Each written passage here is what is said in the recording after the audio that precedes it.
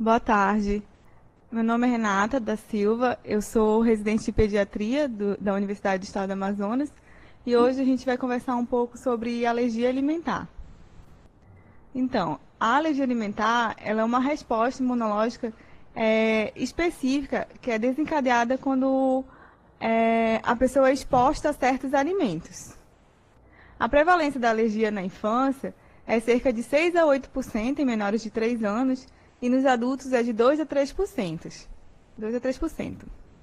A probabilidade de uma criança desenvolver alergia alimentar ela é em torno de 30% quando um dos seus pais apresenta alergia e quando ambos os pais apresentam, essa probabilidade dobra, aumenta para 60%.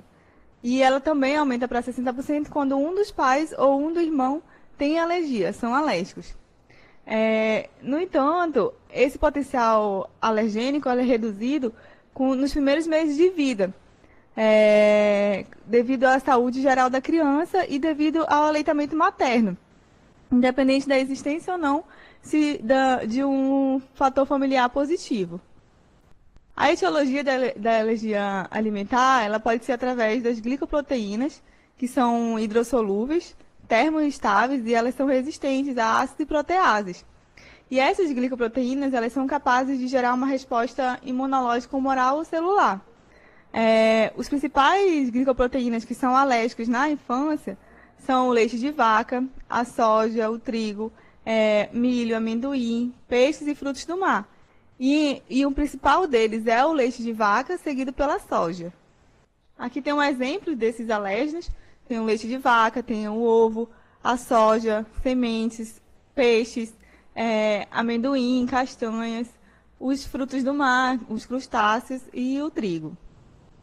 Outra etiologia são os aditivos alimentares, os conservantes, os estabilizantes, acidulantes, edulcorantes, eles são mais raros. A porcentagem deles é cerca de menos de 1%. Os aditivos que têm mais reações adversas são os sulfitos, que podem causar os broncoespasmos, a tartrazina, que causa urticária, e o glutamato monossódico. Na fisiopatologia, a alergia alimentar ela pode ser classificada de 3 formas. Ela pode ser mediada pela imunoglobulina E, ela pode ser mista e ela pode ser não mediada pela imunoglobulina E. A mediada pela imunoglobulina E, ela é uma reação imediata. Ela ocorre cerca de minutos até 2 horas após o contato com o alérgeno. Então, vai ter uma sensibilização a alérgenos alimentares com formação de anticorpos específicos contra a classe IgE. E esses anticorpos eles vão se fixar nos receptores dos mastócitos e basófilos. Esse tipo de reação mediada por imunoglobulina E, eles têm como apresentação clínica urticárias, angioedema, anafilaxia, asma, rinite e pode ocasionar também diarreia e vômitos. Então, a criança pode ter essa rinite, a coceira no nariz, pode levar a uma anafilaxia, que já é uma reação mais grave, pode ter uma hipotensão, que pode levar a uma hipotensão e pode até ocasionar a morte da criança. Edema, um angioedema, edema de glote. Tá? A asma também, pode ser um bebê chiador, pode levar também náuseas, vômitos, diarreia, e as urticárias, as erupções cutâneas, coceira e eczemas. As reações mistas são aquelas que são ocasionadas tanto por imunoglobulinas como por participações de células, como os linfócitos T e das citocinas pró-inflamatórias. Esses tipos de reações, eles causam, como apresentação clínica, a gastrite, a gastroenterite, a dermatite atópica e a esofagite eosinofílica. E as reações não mediadas por IgE são as reações mais tardias, que ocorrem cerca de horas após o contato com o alérgeno. E elas são reações causadas decorrem de reações geralmente causadas por células. As apresentações clínicas são as proctites, que pode ser uma proctite distal ou total, pode ter uma enteropatia, que é induzida por essa alergia alimentar, e enterocolite também. O diagnóstico da alergia alimentar, primeiro eu tenho que fazer uma anamnese do exame físico, porque eu tenho que descartar outras causas de reações adversas. Tenho que descartar causas metabólicas, pode ser por uma intolerância à lactose, Tenho que descartar toxinas alimentares. A criança ela pode estar com diarreia, vômitos devido à presença de toxinas em algum alimento. Também tem que descartar componentes farmacológicos, como a cafeína. E eu tenho que avaliar se essa reação é mediada por IgE ou não. Eu posso fazer também a dosagem da IgE sérica, específica para o alimento que a criança tem alergia. E tem o teste de provocação oral, que é o padrão ouro.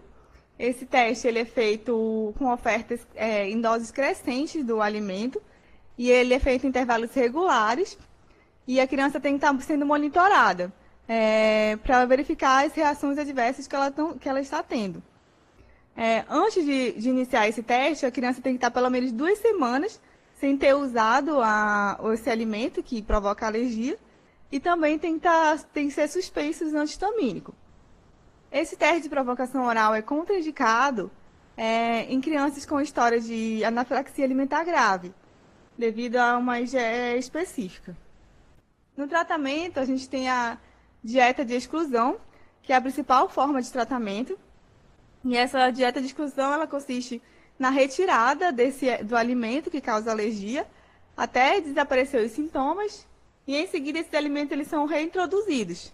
E aí, após a reintrodução, é verificado se a criança apresentou novamente a reação alérgica ou não. É sempre importante fazer uma orientação para os pais, principalmente naquelas crianças que têm alergia ao ovo ou ao leite, porque esses alimentos, muitas vezes, eles estão contidos em outras preparações culinárias e que os pais podem não ter conhecimento que tem ovo ou leite naquelas preparações culinárias. Então, tem que ter uma orientação nutricional também. Tem que fazer orientações aos pais e aos pacientes sobre o reconhecimento precoce dos sinais e dos sintomas. Tem que ter o tratamento de possíveis reações futuras e também ser feito um treinamento sobre a utilização da adrenalina autoinjetável quando for necessário. A dessensibilização ela é uma opção em casos selecionados, ele deve ser feito por especialistas, deve ser feito em ambiente hospitalar, com uma equipe treinada, e ela consiste na diluição do alimento que provoca alergia. Ele é diluído em concentrações muito baixas, que não vai apresentar uma reação ao paciente. Eles podem ser feitos por 2 formas, através do teste oral e do teste cutâneo, e ela é feita de forma gradativa. Essas doses elas vão aumentando gradativamente, ela faz com que o organismo recrute células imunes que não vão reagir contra aquele alérgeno. Então, quando o organismo do indivíduo tolera uma grande quantidade desse alérgeno, desse alimento, então isso significa que ele recrutou células o suficiente que não reaja àquele alimento e que não produz reações adversas. Esse teste de sensibilização ele tem 90% de acurácia e ele é o que é mais feito para verificar a alergia alimentar. Aqui é o tratamento das alergias alimentares, elas podem ser feito de acordo com o quadro clínico. A urticária ou angioedema pode ser feito anti-histamínicos por 7 dias, corticoides orais, broncoespasmo pode ser feito broncodilatadores por 5 dias, e nas reações gastrointestinais pode ser feito antieméticos e a hidratação. A epinefrina ela pode ser utilizada em casos de anafilaxia e edema de glote. A oxigenoterapia ele pode ser utilizado em casos de reações muito prolongadas, em casos que a gente vai usar doses repetidas, múltiplas doses de epinefrina. No caso de necessidade de broncodilatador ou de alguma disfunção miocárdica. Antihistamínicos também são utilizados em reações mediadas por IgE ou mista.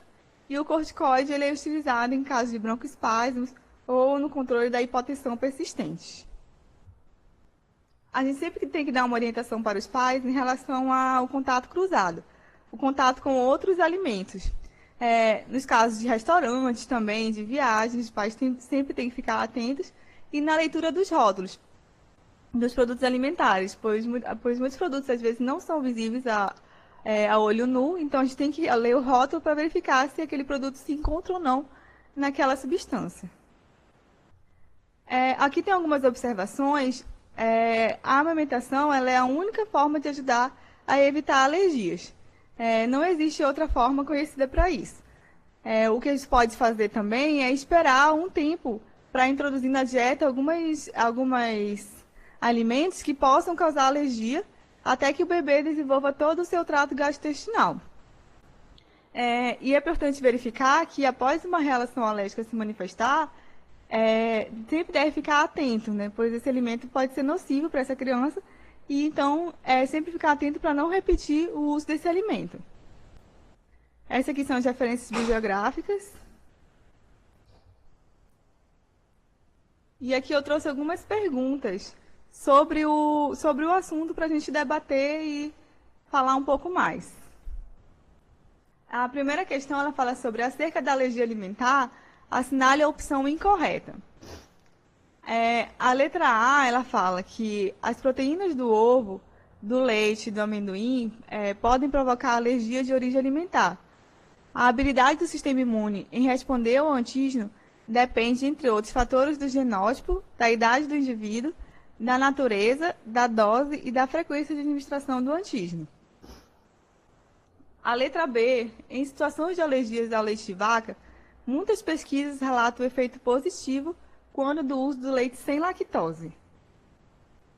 Letra C, indivíduos com alergia ao leite de vaca podem simultaneamente ter alergia a outros alimentos, como ovos, soja, trigo.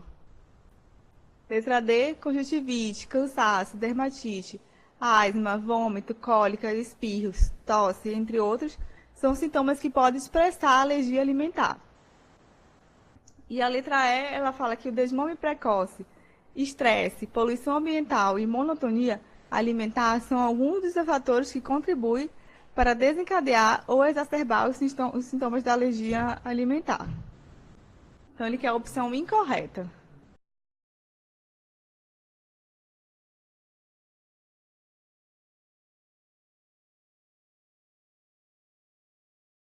A resposta é a letra B, incorreta. A letra A, ele fala o que a gente falou, que eu expliquei ainda agora, que as proteínas do ovo, do leite, amendoim pode provocar alergia alimentar, e a habilidade de responder a isso depende do sistema imune, dos fatores genéticos, do genótipo de cada indivíduo. Vou falar das certas e depois a letra C, ele fala, como eu falei, que são as glicoproteínas hidrolisadas, que são as mais comuns, são os alérgenos mais comuns na infância, como leite de vaca, os ovos, a soja está incluso, e o trigo. Então, eles podem ter, quem tem alergia a leite de vaca, pode ter simultaneamente alergia a esses outros. Essas são as apresentações clínicas de alguns, lá que está até naquela criança que eu mostrei, dermatite, asma, vômito, cansaço, cólica, espirros, tosse, são sintomas que podem expressar alergia alimentar. E o desmame precoce, né, a falta de aleitamento materno, o estresse, a poluição ambiental, a falta de diversificação na alimentação pode levar também à alergia alimentar. Então, a letra B é a única incorreta, porque a alergia ao leite de vaca não necessariamente tem efeito positivo quando usa leite sem lactose. A segunda, ele fala sobre as reações adversas a alimentos que são comuns no período da infância. No que se refere a esse assunto, assinale a alternativa correta.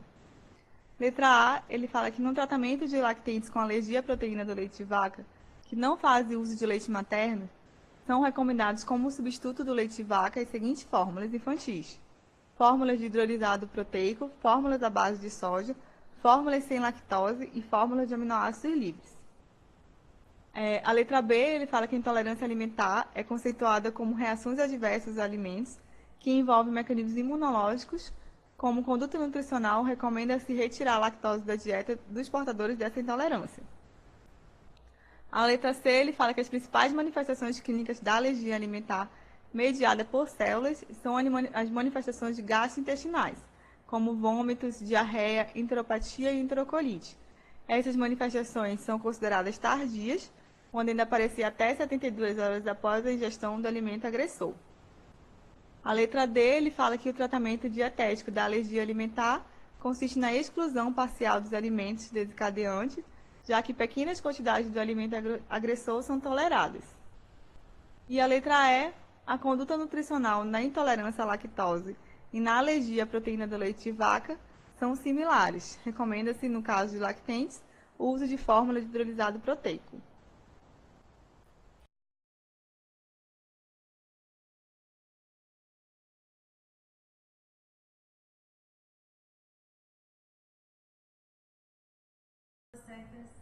Letra C é a resposta certa. Lactente de 2 meses, em aleitamento materno exclusivo, vem apresentando há uma semana sangramento vivo ou raias de sangue em todas as evacuações. Ele apresenta bom ganho ponderostatural e o exame físico é normal. A mãe não faz nenhuma restrição alimentar. Nesse caso, a abordagem diagnóstica é: letra A, realizar o teste de desencadeamento. Letra B, dosar as imunoglobulinas específicas. C, rastrear por meio de ultrassonografia. Ou D, retirar o leite materno no momento.